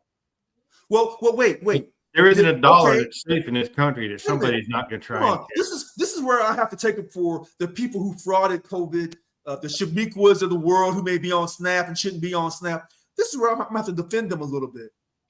Because the last time I checked, all these corporations, they claim they're paying taxes. I don't believe that. I don't. Say what? These corporations that claim that they're paying taxes, I don't believe that. So when we have a tax code that's so complicated, it's not simple. If you make this much money, you pay this much in taxes. Go I ahead. can't even go down that rabbit hole. No. You have to. So Because if we're going to call out the poor people for not acting right, we're going to call out the people who cross the border illegally. Then we're going to call out these rich fuckers. These rich individuals. We're going to call their asses out too. yeah, but so I'm not trying to sound like AOC or Bernie Sanders. That's not what I'm trying to say. you're not. You're sounding like an American who's looking at it from both points. We're going to call it. Then let's call it. So Oscar and Zoe, I want y'all to jump in and weigh on what we're talking about also, because again, we'll get back to the budget bill. We're going to be covering that for a while. But Zoe, what you got? I saw you put something in the chat. What you weigh in on? You know, the past what I feels like the past 3 presidencies, it feels like we can't get this. You know, we blame a lot of things on immigration. Mind you, the reason we bring immigration is because America is a corporation and we need workers, and America loves a discounted worker. You know, at the end of the day, and we love scapegoating, because if there's an elephant in the room, nobody really wants to talk about that, because at the end of the day, things are getting paid. That's why the inflation situation is going tremendously. If I am a landlord and I got everybody on rent mode, I'm not changing anything. At the end of the day, people that are struggling need to pay up. Now, I'm playing the advocate of the capitalist, because this is America. The people struggling need to pay up? In terms of, I'm playing the advocate of, if I'm rich, you know, I'm explaining where we at a standpoint in America, right? We used to be about no taxation without representation. Now we the people feel like we've been like getting the runaround. If this is a corporation, a lot of people got fired, including, you know, all the people that are supposed to be super smart, you know, and I'm not saying that they're not smart, but if the government is being fired upon in terms of the people are getting mass unemployed, then we got to also look at the unemployment rate situation. Where are we at really? Because there's a lot of smoking mirrors. And since everybody's talking on both sides of the aisle and nobody can come together, we need an equalizer. You know, in terms of what's being done right now, I almost feel like there is record profits. That's why the whole tariff situation came into play. So I'm gonna pause you right there, Zoe, because that's all I got to say about that. No. I appreciate you bringing that point up. And Oscar, I want you to weigh in on this also. When we're talking about tariffs and we're talking about revenue being made from tariffs, the question that I have is, who pays tariffs? We do. So The consumer. The consumer. And so where is the money coming from that we are seeing these gross profits being made at? I think overall, we're just basically all getting paid less and then paying more for all the goods that we used to get. And supposedly there's a lot of free labor going around. So there's got to be profit margins that are off the scale in some of these corporations. There's nobody having any mercy from us from being our own American corporations. 20 years ago, you could buy a Ford F-350 for $58,000 for a Ford F-350 Lariat. Now that same truck is going to cost you like $110,000. Yeah, that's what I'm saying. So like, I bought a brand new Tahoe in 2005, fully loaded. I understand that. Like, getting a truck as a Mexican is like now buying like a house. You know what I'm saying? Because we love trucks. So we settle for the basic situation, or we, you know, get a coupon city somewhere on the lines. I digress. But I think overall what I'm saying is that the I can't even say that word. It's too complicated for me. It's beyond my pay grade. The people that run the corporations are running, you know, I'm guessing Capitol Hill. And these bills that are going off the Richter scale, nobody really understands them because they're all talking heads. And a lot of these people are playing these charades. So you really have to find out who are the people that are pushing these bills, these corporations, and find out where the money's really going. Because if all the things that used to be cheap now are not cheap, and to raise prices is really difficult. Businesses are going out of businesses, and it's also very difficult to find labor because what we've seen in California with the raids, nobody's trying to get arrested, deported, or put in alligator situations, even though alligators are not that mean, y'all. Oh my God. If anybody's ever crossed the lagoon, we've seen alligators. I was talking as a Mexican, we've seen them. You just gotta go blah or something, lose your cool, and they're gonna be out of there. I don't know. I'm not willing to try it. I'm not willing to try it. I'm not willing to try it, but I'm just saying I'm not scared. We shouldn't be scared running around, because if everybody's running scared and I'm not paying for this and I'm not paying for that and I'm not. Meanwhile, we are paying for it. And we've been saying that same cry for the past 3 presidencies. We've been deporting mad whatever, and it appears that now Americans are almost to that point that let's deport even Americans. There's no habeas corpus, so we're stepping on a lot of lines that we never used to step on. I'm good with that. You know what I'm saying? Hold on, pause out. So hold on, give us a second. Os, did you want to weigh in on something? There was a whole lot said. About I just think on a bigger scale, I always come back to this. We are faced with challenges that we have not seen before, and what I mean by that is challenges on ownership of ports worldwide by the Chinese and the influence of the Russians and Chinese. Valid. By competition by the Chinese. I can guarantee you that if you talk to any person in the Navy, in the military, I am pretty damn sure that they have seen the latest and greatest of the Chinese submarines that are going out there that are carrying a lot of similar weaponry that we carry, and it wasn't like that ever before. We didn't have, aside from the Russian. The Red Scare and the Russians and USS all that stuff, but now we're seeing it more than ever. We're being challenged as a nation, financially, economically, technologically.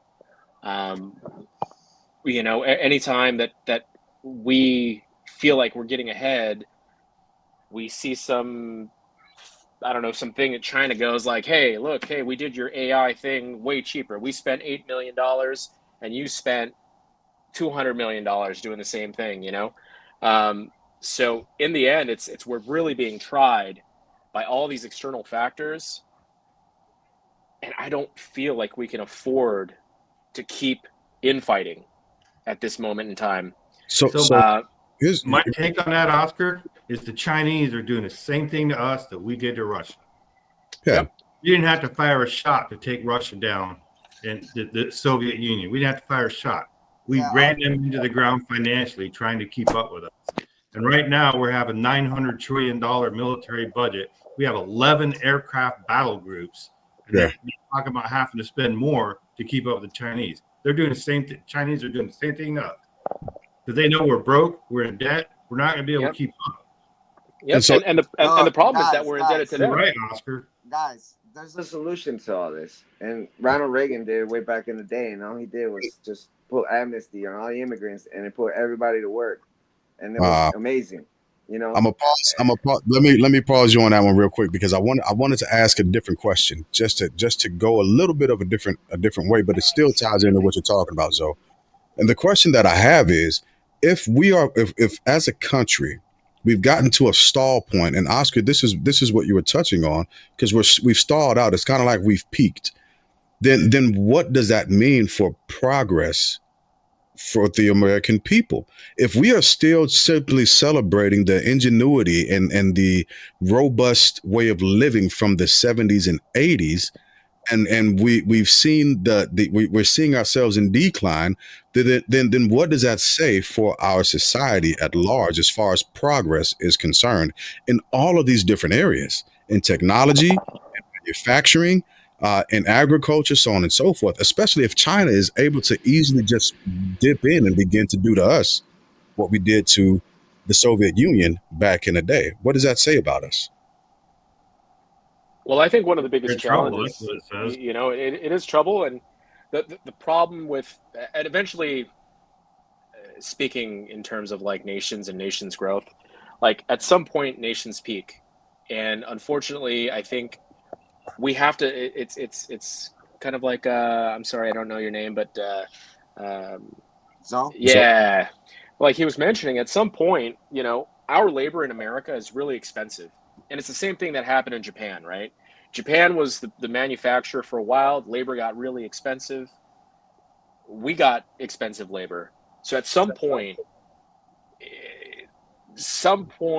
capitalism needs cheap labor in order to continue.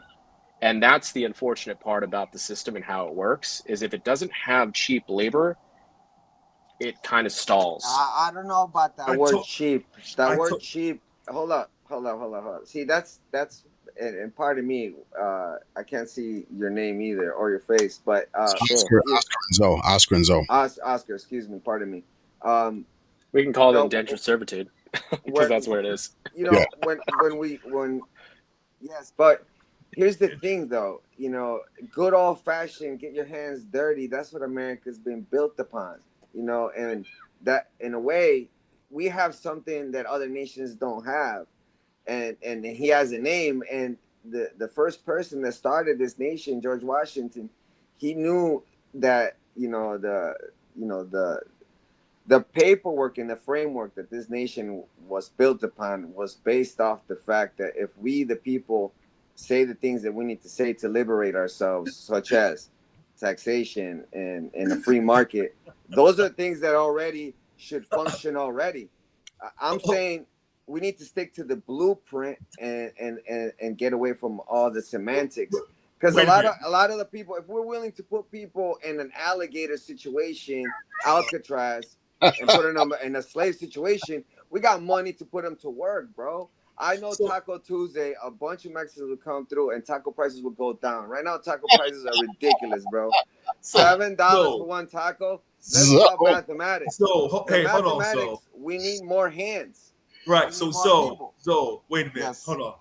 See, soon as you said George Washington, I saw Mr. Glass. Yeah, Here's the first thing. This country started with the labor of the enslaved African. Get your foundation right, okay?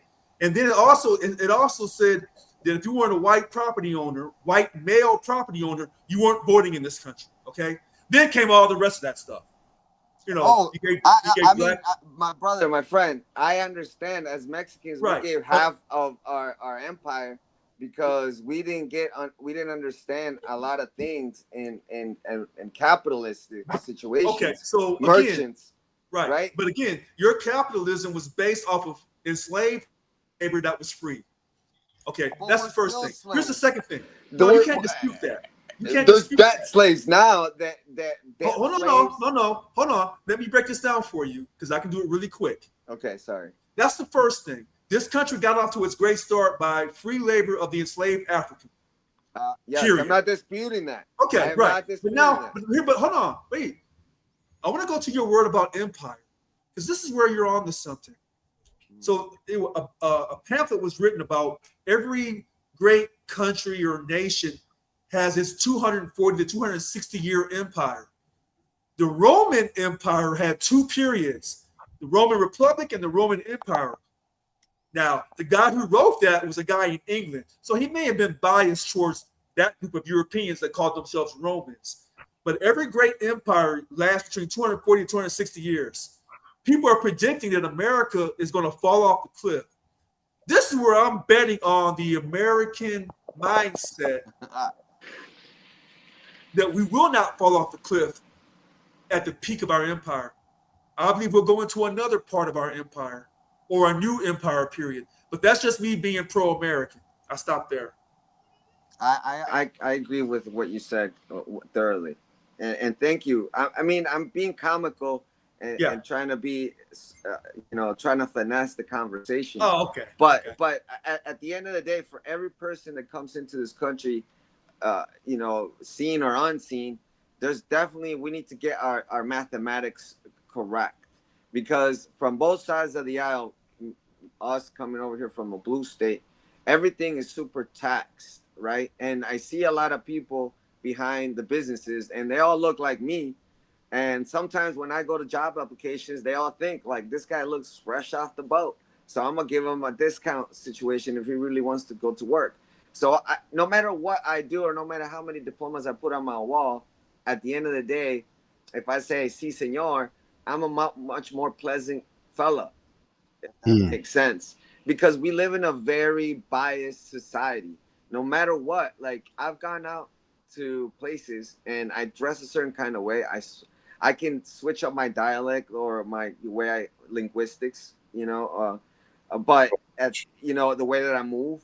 But at the end of the day, all these things come into play when the mathematics don't catch up, and it's different for everybody, because the free market doesn't let us work. I know a lot of bureaucracy in California is off the chain. You can't build nothing unless you got like the right people at the right place at the right time, and hope and pray that the weather is going your way, right? I mean, so we got a lot of land, so much land that can be worked upon, and so many systems that can be put to work. But I think overall, if we stop these discussions and get to work, like my dad says, let's talk more work, we would get ourselves out of this, You're not going to, you're not going to catch up with a billionaire simply through labor. It's impossible. It's impossible. And then not just that, but you're also not going to legislate your way through morals, because we can't legislate morality, That's true. right? So I understand what you're saying. I get that, but I don't think that simply going to work is the answer to where we are right now, because we've been to work, Going we've to work. been You've working, been working. right? And we've not found any relief. Actually, we found things getting worse. Oh. Unfortunately. Maybe that's my working class mentality, that like if you just show up every day, things are gonna be all right. You're not gonna win the world, and maybe I wasn't blessed to be a billionaire or bajillionaire or what have you. But the other day, you know what? I scratched my car and I got so upset that I didn't have the money to fix it. But then at the end of the day, I was like, in 20 years, it's not gonna matter. So why am I gonna spend money to just remove these scratches off my whip?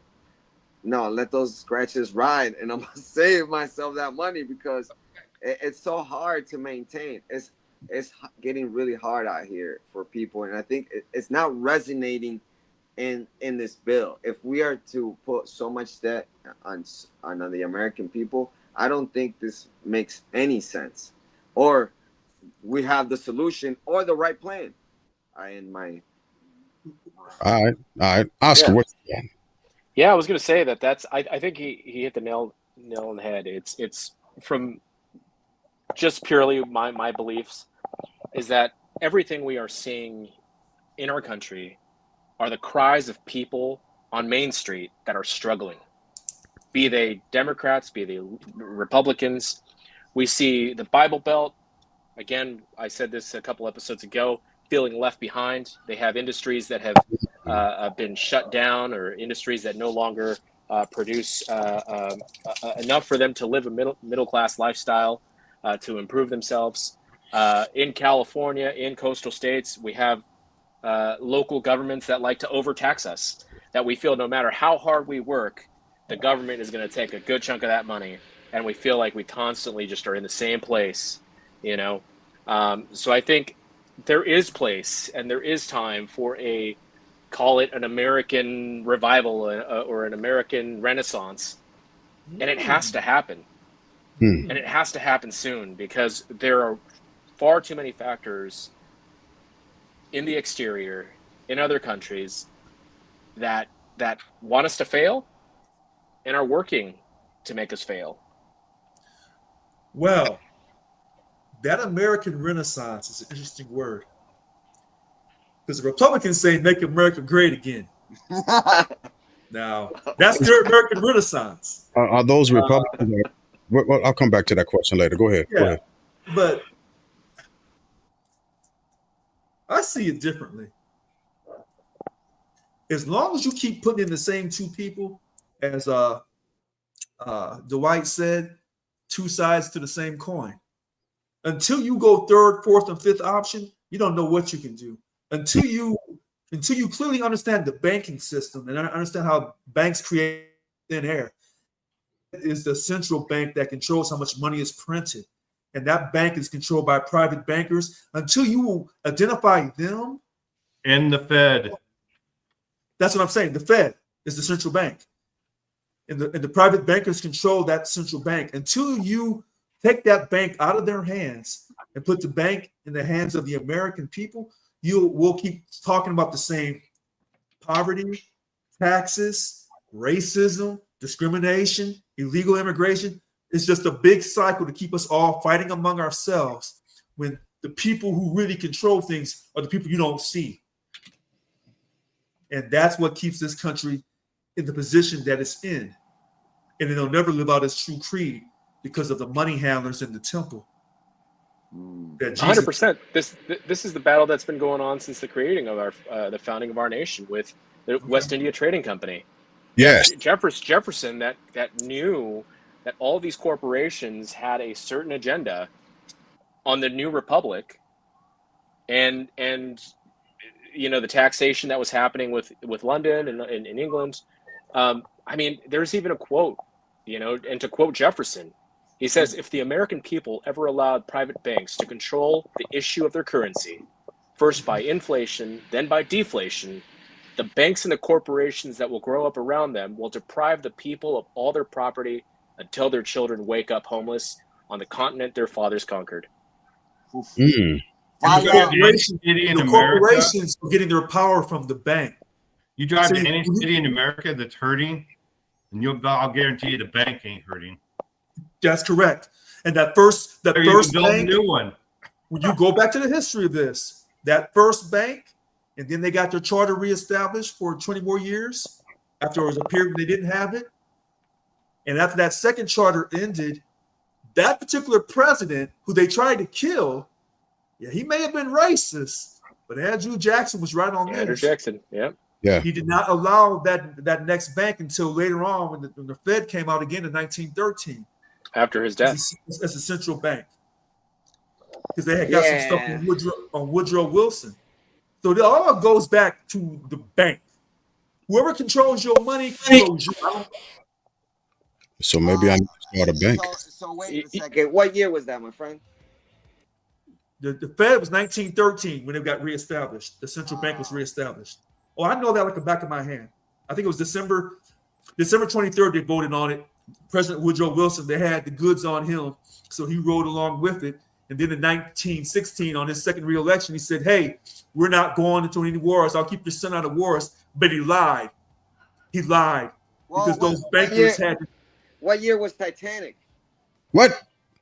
That was 1911, 1912. He had some billionaires on that who wanted the Fed to not be recreated, and they died on that Titanic.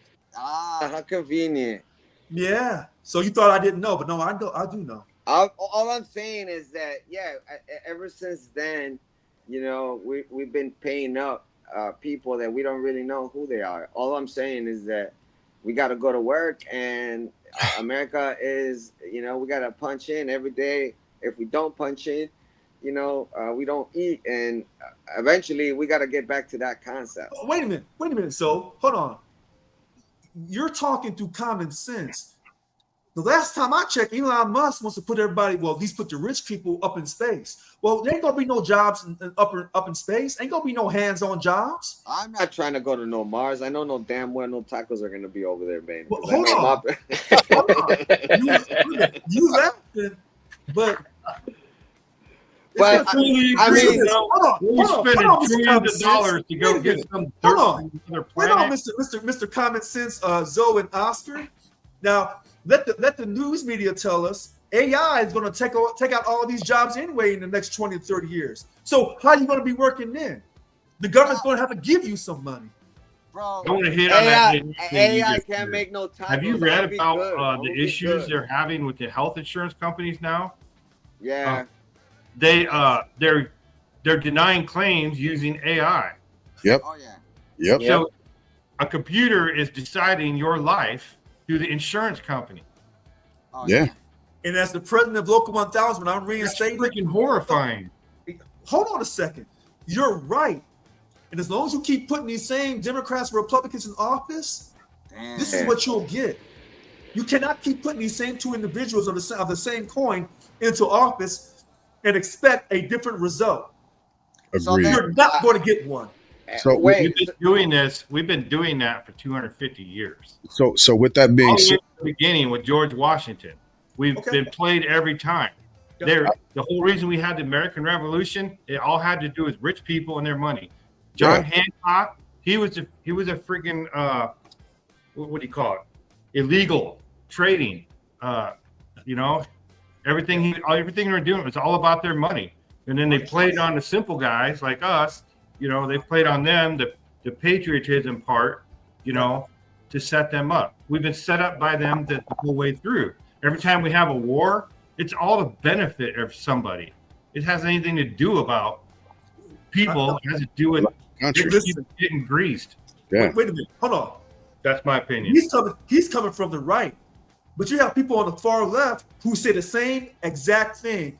And the biggest fear that any of these private bankers have is when the far left and the far right say, we're going to put our differences aside and we're going to come together. And that's when you'll rock this country. And with that,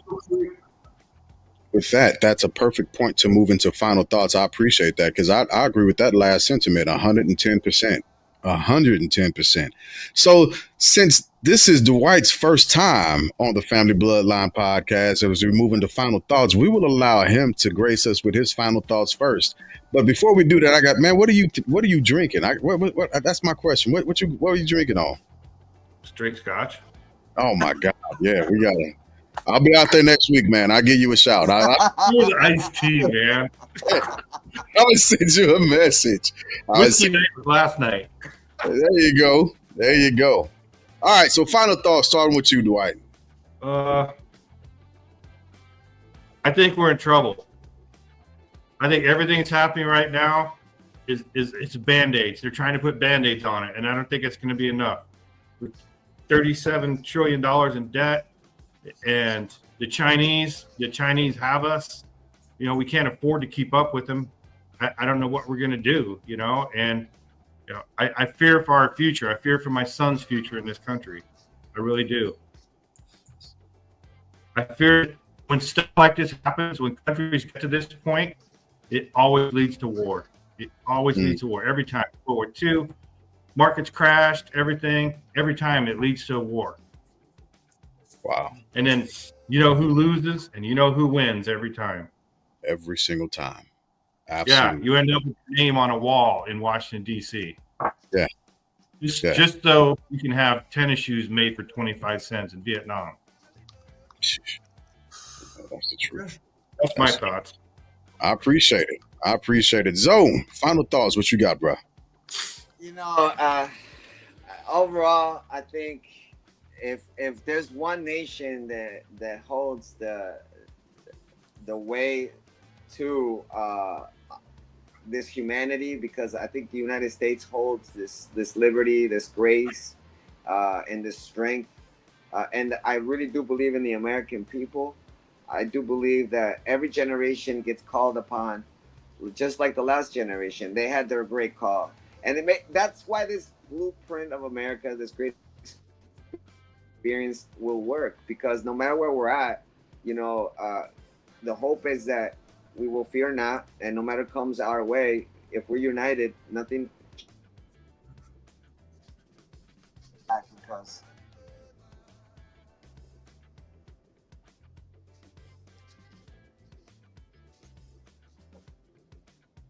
Yeah, your audio. I think we lost you. Yeah, your audio messed up on us. So, all right, Oscar, we'll push forward to you. Sorry about that, Zoe. I don't know what happened to your audio, but we'll bring you back in a second.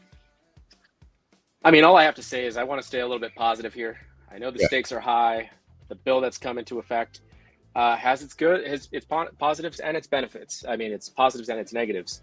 But it's really up to us voters.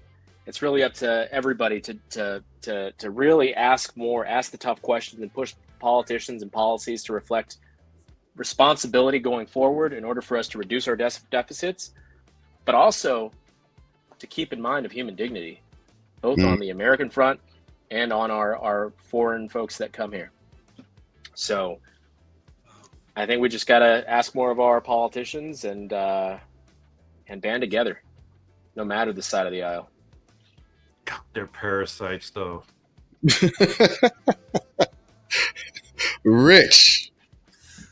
So first, this has been really a good show tonight, in my opinion. Yeah. You know, 2 African Americans, 2 Latinos, 1 white. We need 1 more white, and we need 2 Asians, and maybe we'll be on to something. That's my hope in the future. Because I'll bring my wife in on this. She's half Japanese and half Korean. Bring her in.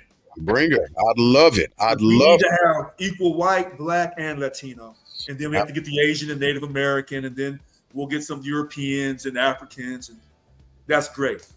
I like what I hear tonight. I agree with the white. We are in trouble. I also agree with Zoe. I believe that we as Americans can come together and show our greatness for the first time. All of us coming together united against the private bankers. I also agree with Oscar. The bill has some good things, it has some bad things.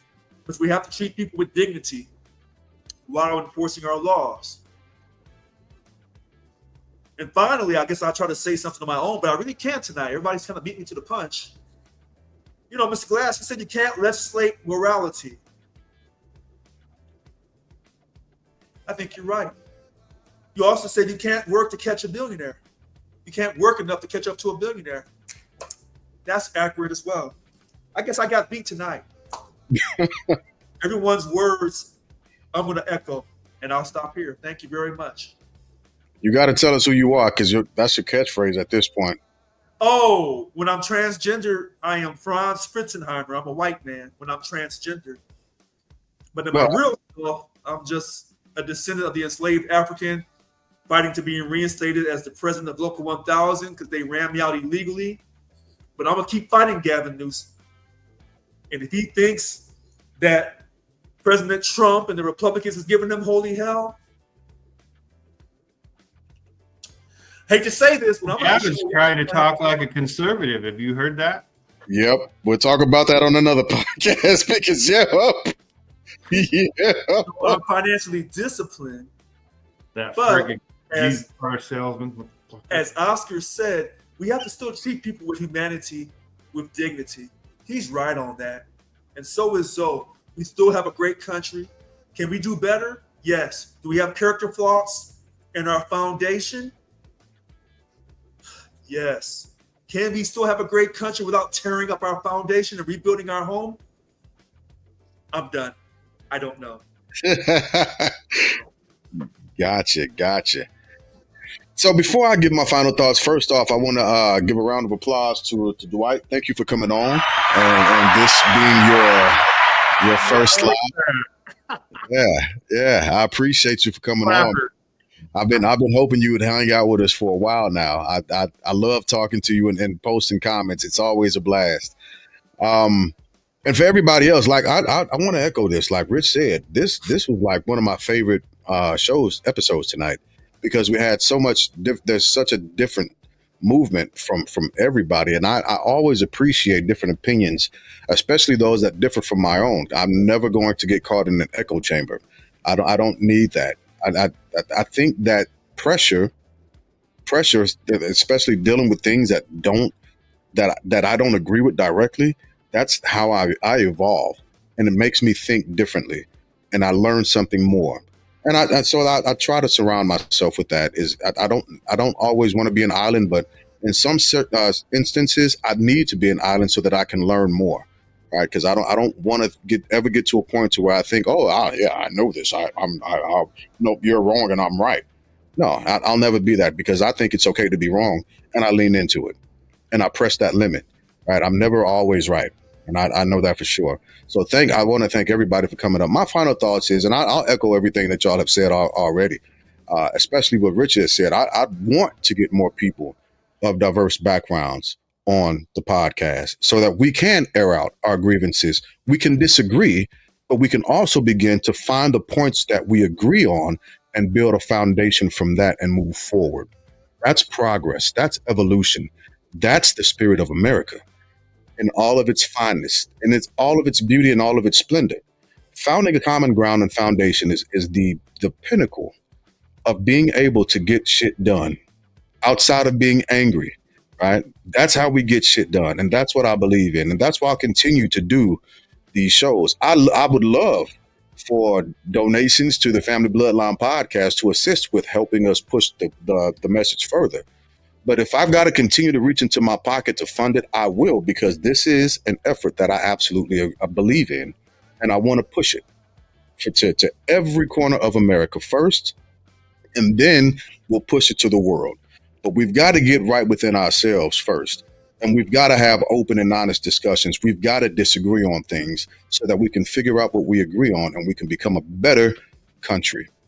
One man, one woman, one child at a time. And so again, gentlemen, I absolutely appreciate you all for coming up. And as always, for the audience, for those of you all who hung out with us for the 2 hours and 6 minutes that we've been on, I absolutely appreciate you. And as always, thank y'all for coming out. God bless and good night.